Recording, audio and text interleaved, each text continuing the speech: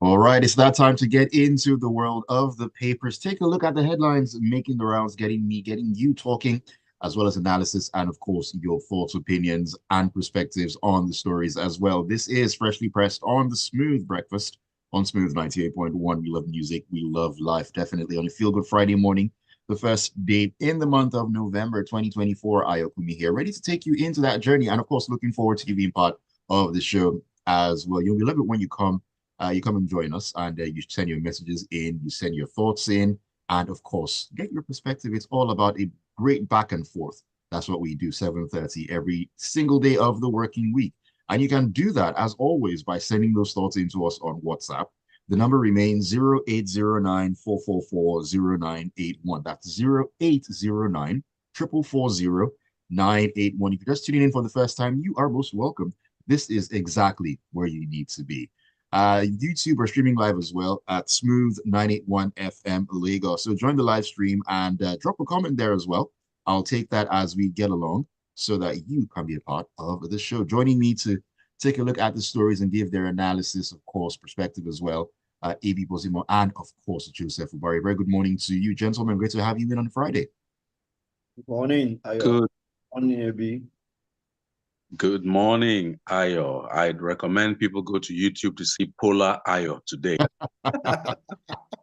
Well, like I said earlier, winter is coming. I mean, it's a rainy Friday morning, showers of a new month, I would love to say, plus the air conditioning. You know, that is a recipe to turn into a solid state individual, if you know what it is that I mean. Wow. So, yes. So YouTube, you can check out my attire for winter. If you welcome so choose. Everybody. Welcome everyone to the show. All right, let's jump into the conversation this morning. We're starting in the Punch, and it's all about the recent new tax proposal that was made. There's been a back and forth concerning that. AB, let's get into this one right here because there has been some pushback. The 36 state governors of the federation have unilaterally demanded the immediate withdrawal of the national tax reforms bill, delivering a significant strategic blow to the comprehensive efforts undertaken by the Taiwo Oyedele-led Presidential Fiscal Policy and Tax Reform Committee. Now, it has been said, or the governors, speaking during the National Economic Council, that's Nigeria's highest economic advisory body meeting that was held on Thursday, that's yesterday. Asked President Tinubu to withdraw the reforms bill from the National Assembly for what they call more comprehensive consultations. Now, Oyo State Governor Seyi Makinde announced this as part of the resolutions that were reached at the Council's 144th meeting, chaired by Vice President Kashim Shettima. That held in Abuja. Now, looking at this tax bill, just a reminder of what it was or what it is all about. Now, the bill was sponsored to restructure and to streamline tax processes, to establish a unified revenue service and also to simplify financial obligations for both businesses and citizens as well. But all the state governors, 36, actually have said, no, we need to put this on hold. Let's consult more. Let's take a better look at this. AB, your thoughts? From what I have read and what is included in this story, the effort actually has merit in terms of reducing or eliminating double taxation, streamlining the process, trying to unify the tax regime that is operating in Nigeria. So there are merits, but as a matter of strategic project management, it has got up to a very rocky start. By the time 36 governors, the complete set, it's only the Minister of the Federal Capital Territory who obviously would not disagree that has not said a word. This means that from the point of strategic communication on a project management framework, they've already got up to a very poor start. It is inconceivable to me that they did not do sufficient stakeholder engagement before this meeting, before this announcement, before this attempt to announce this. Again, there can be merits found in the various parts of the policy proposal, but the way to get something done in a democracy is honestly to make sure you do the groundwork, the lobbying, the meetings before the main meeting, because this just looks somewhat embarrassing. And as I've always said, it appears I could argue many times, many of the processes or proposals that the government has made, I could argue for their merits, but they seem particularly ham-fisted when it comes to the word execution. And so right now, the people who would ordinarily be some of those who should carry this message forth to the people in their various states are saying absolutely not. Now, I'll also say on their part, what are these governors? Is it 34 of them cannot run their states without federal subvention? So they have a very big mirror and many fingers pointing back at themselves as some of the most unimaginative, inefficient, and frankly, abhorrent leaders in their state. If after 64 years in their various states, they cannot marshal the mentality and resources and make the people so productive that they have to always depend. This is the end of this, a new month. So they have variously sent their commissioners for finance to crawl to Abuja and go and beg for this month's subvention. It's a disgrace. So these governors are not exempt from my criticism, but as a matter of policy, the presidency at the federal government level should have done much more consideration, so as not to come up with this optics where they appear to be trying to do something right or something positive, and those who should carry the message home are saying, withdraw it. There is a gap in communication, and it was very avoidable, no matter what the merit of the bill may be. All right, Joseph. I mean, looking at this particular situation before this meeting, I think on October 28th, 19 of the northern governors had already rejected the new derivation-based model for value-added tax distribution. In this new tax bill. I mean, could that have been some sort of, should I say, indication that this bill wasn't looking good in terms of acceptance by every other state's governor within the federation? Let me get your thoughts before we move on to the next story. Now, I think Ebi has hit the nail on the head in that the communication around this whole policy change was mismanaged. And so the necessary talking to that should have been done to woo the governors to get them to understand the basis of the reforms was not done. And so the first set of people to kick against were the northern governors who felt that they were going to be shortchanged by the new derivation model of the of paying VAT.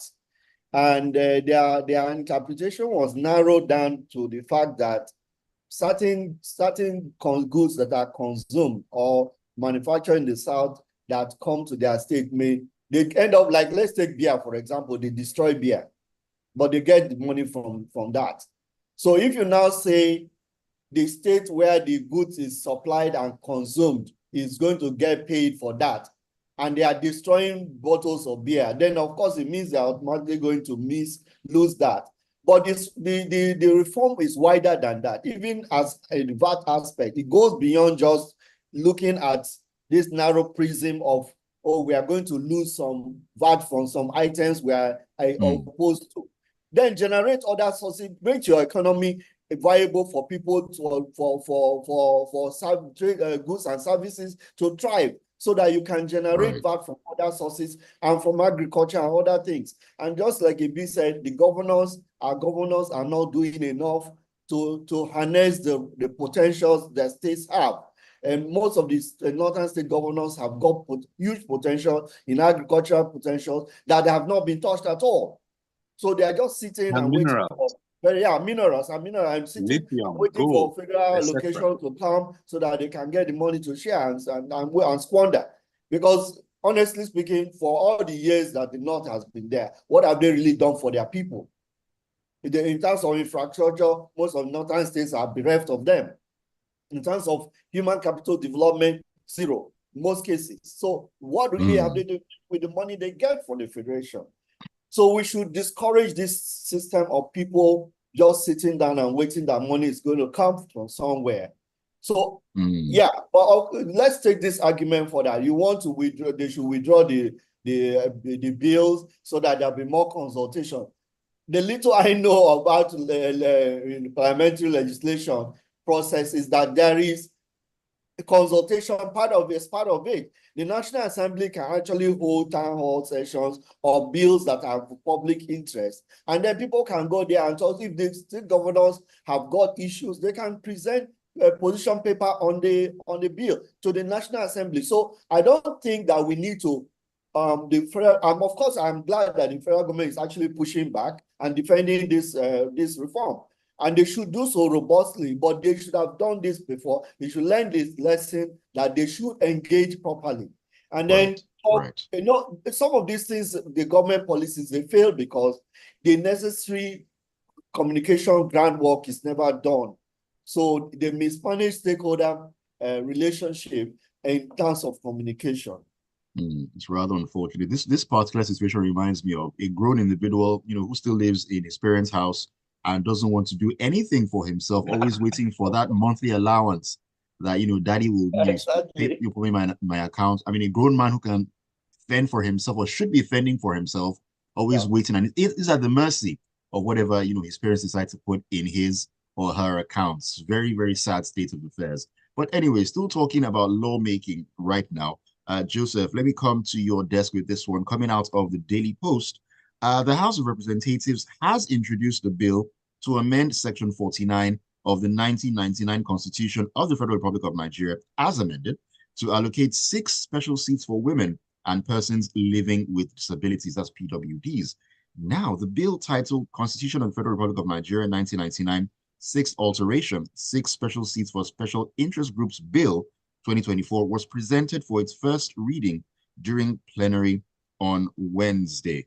So the idea here is to increase the total number of reps in the House from 360 to 366, with the 6 additional seats reserved specifically for women and PWDs. So that will be an additional 6 members added to the House. But Joseph, my question is this: do we need to actually create a special provision just to be more inclusive? Yes, the idea is to be inclusive, but at what cost? And is this the right way to go? Yeah, so to start with, this is a bill that seems populist. So when you look at what the motive seems to be, you will want to say, oh yeah, these guys are trying to be inclusive, so you give them a benefit of the doubt. But the truth simply is that it's unnecessary. One, because all we need is to create an enabling environment for these so-called underrepresented people to have a voice in the political system. We all saw the last election in what state was that? Where somebody on a wheelchair was being beaten up and harassed because he wanted to defend his votes and so on. So we need to be able to create our lawmakers should be interested, our politicians, they are politicians, they should be interested in creating a more democratic political partisan political structure so that people of this kind can participate without necessarily creating special offices. Now, why am I saying the second reason why I'm saying this is unnecessary is that we already feel that we have a bloated National Assembly.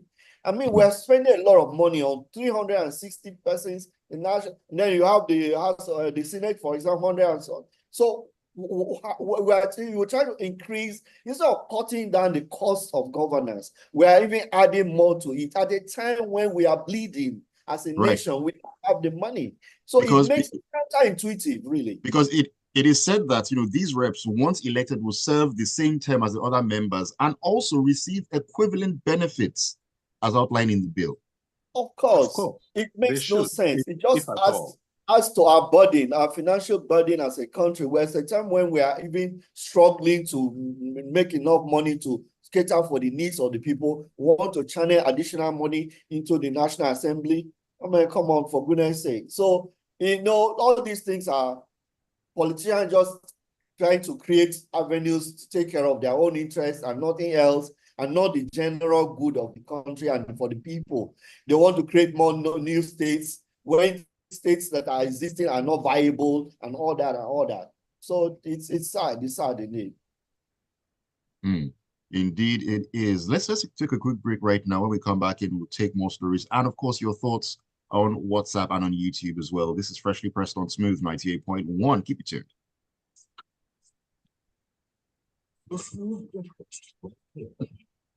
Nigeria is so peculiar.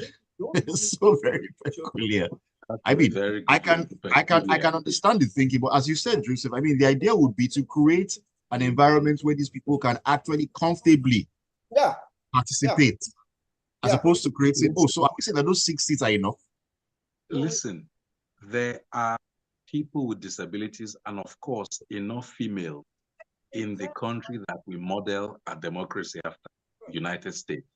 Yeah. There are just 100 senators in this huge country. We have 109. That already tells you that we are not serious. Okay? So, I mean, if they really want those people to participate, 6 of the existing House of Rep members should step down and let these people take their place at the very for a start. Why do we need to increase? 6 of you step down and let there's 6 sets of people enter office. We know that's not going to happen. So they should leave it alone and create the conditions, like you say, that will make them participate better. Exactly. All right, let's get back in. Welcome back. This is Freshly Pressed on the Smooth Breakfast on Smooth 98.1. Your love music, love life station. Ayokunmi here at 48 minutes past 7 a.m. on Feel Good Friday morning. Having a great time talking about the news headlines, getting us talking. You can join us on the conversation, as always, by sharing those thoughts in 0809-444-0981. 0809-444-0981. That is the WhatsApp number. We're also streaming on YouTube. You can catch us at Smooth 981 FM Lagos. So please do well to drop a comment there, and I'll take it as we get along. Speaking of the comments, let me run through a couple of them really quickly. D from Ikeja says, without reading the content of the tax reforms or having it explained to me by a professional or analyst, the moment I heard that the governors were against it, I just knew it was something that would help the average citizens. These individuals in power just don't care about us. Trying to mean your inner Michael Jackson, I see. They do not want us to have access to soccer in any form. They also do not want to do the job. They want to be spoon-fed like the admirals who get free money. All right. Who's talking to us here? This is Rexy from Surulere says, adding 6 members is tokenism. It doesn't change the political landscape. What we should do is make inclusion an agenda for political parties. Reserve 20% of seats for women and PWDs. The House should stop pretending. All right, keep those thoughts coming in. We'll take them as we get along. Let's get back into the stories. Welcome back in, Joseph and AB. We are having a great conversation this morning, and we're going to take this one out of the Daily Trust, AB. This one I'm bringing to you. Our Minister of Power is in the news once again, of course. I mean, looking at what's been going on in the North, he has to be in the news on the regular. So let me just take this one before I let you give your thoughts. Minister of Power Adebayo Adelabu says the federal government is exploring alternative power sources to serve as backups and to avoid future occurrences in the collapse of the national grid. Now, he made this known during a stakeholders meeting with the management of the Kano Electricity Distribution Company, that's KEDCO, that was held at its headquarters in Kano. I mean, he has said the federal government is very determined to boost electricity supply with a view to reviving industrial revolution and, of course, enhance the nation's economy, which is hanging by a thread at this point. AB, I'll let you take this one from here. You see, the minister at the federal level is talking about one of those explorations, one of those plans, one of those intentions after 13, 14, 15 months in office, after 200,000 grid collapses. He's now thinking of hoping to believe that tomorrow, on a bright day, he will wonder about what he can do with the national grid. And that's too little, too late. Let me put this right.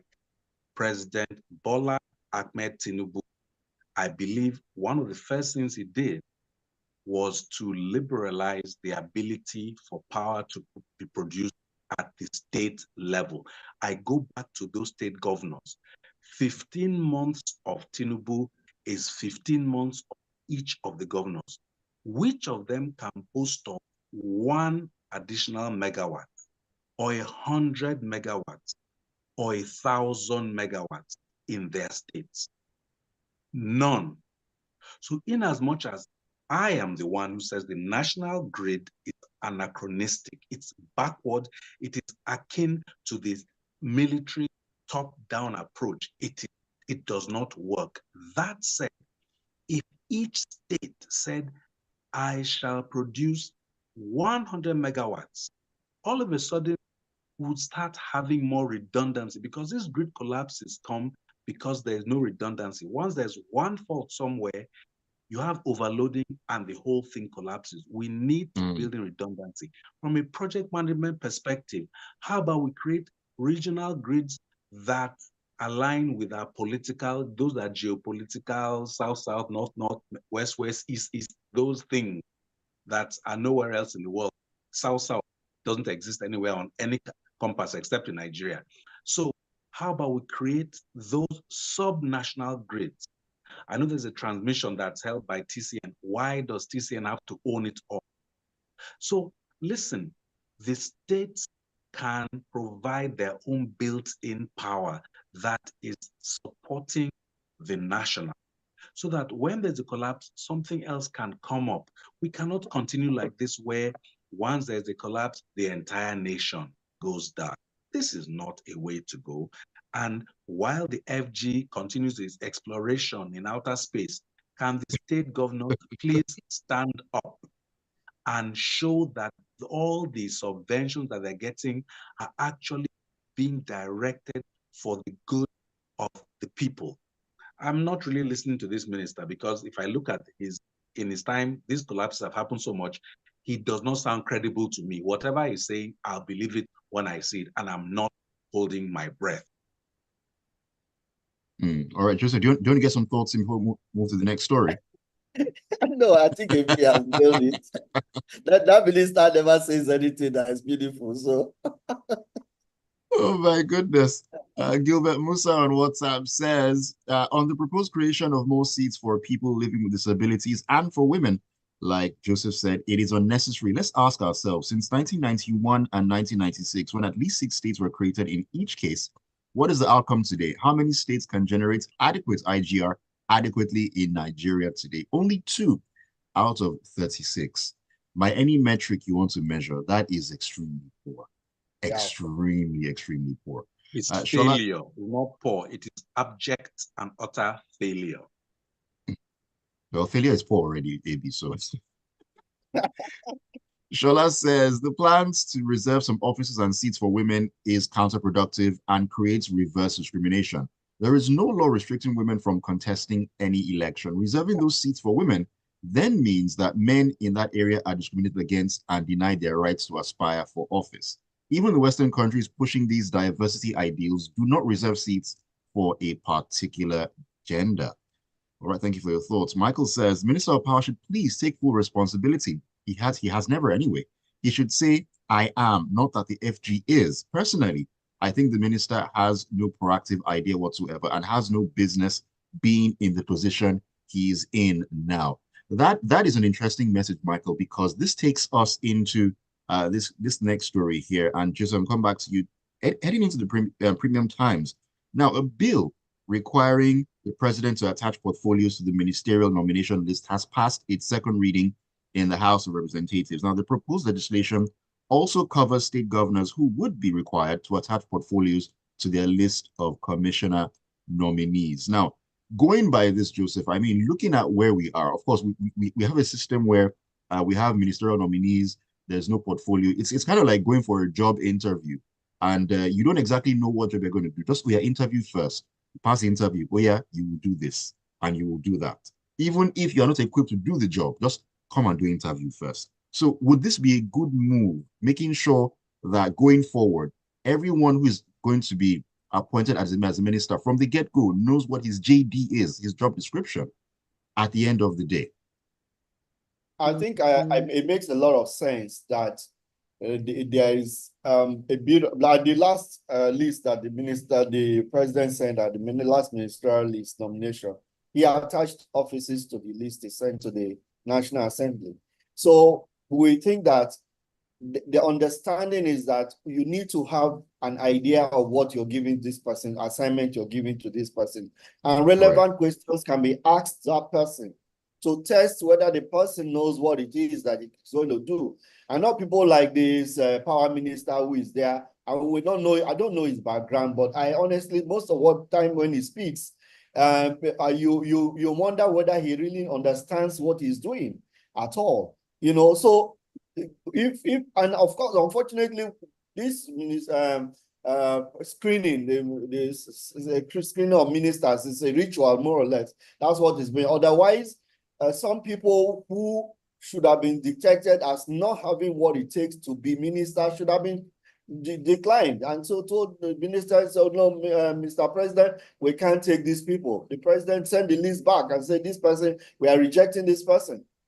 But the fact that we have all kinds of people coming into office passed by the Senate is just a ritual. So even if they are going to just pass the ritual, let it be that the president has an idea, or he designates an office for the nominee, for his nominees, so that when they are being asked questions, we can know that, okay, there's a direct correlation, cognitive experiences and all that make the person qualified for the office that is chosen for. Now, the flip side of this, and where people always say, don't put lists, it like ties the hand of the president to when he wants to do cabinet reshuffle. But my argument against that is that you don't really need, it doesn't necessarily tie the president's hand. Certain offices are clear. You can't appoint a medical doctor to the Ministry of Justice, for example. You can't appoint an architect to go and head the health ministry, for example.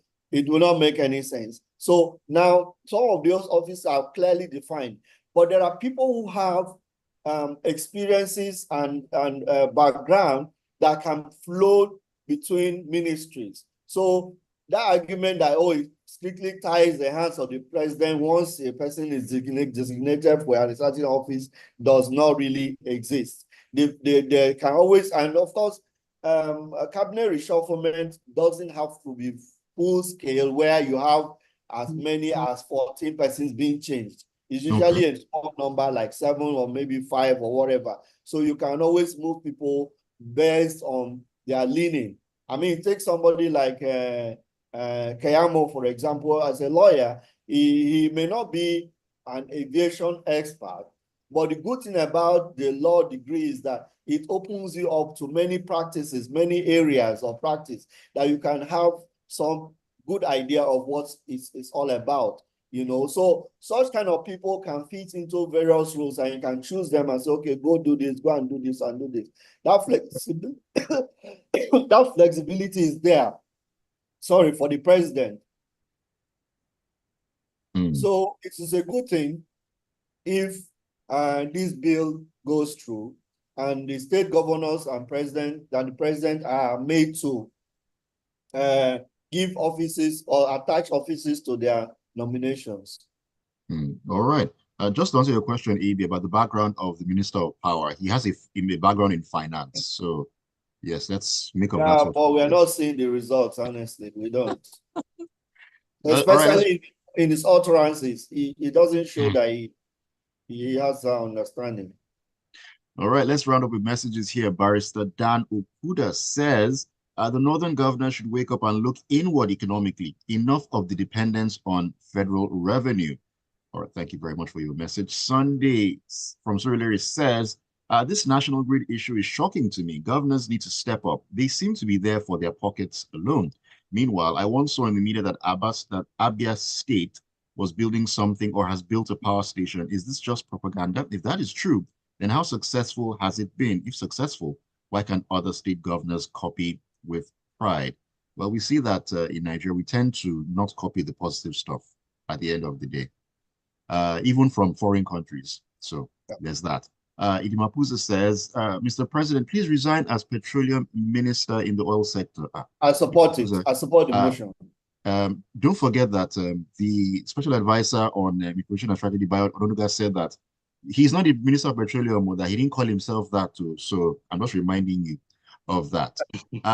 He says, because nobody can fire you for failure or for refineries not working. Resign now so the sector will begin to work. Thank you for your message. Ayo from Festac says, it is unfortunate that we are forced to legislate everything that should just be commonsensical. Ascribing portfolios to ministerial appointees doesn't require law. If the legislature and the opposition parties in particular demand it, it would be a tradition. Okay, let me see if I can squeeze this one in real quick. Okay, let me see here. Okay, no, this is not a message for us. Anyways, thank you all for sending your messages in. And of course, thank you so much, Joseph and AB, for taking up the time to join us this morning. Always our pleasure, Ayo. Thank you. And happy weekend to everybody. AB, have a swell time, man.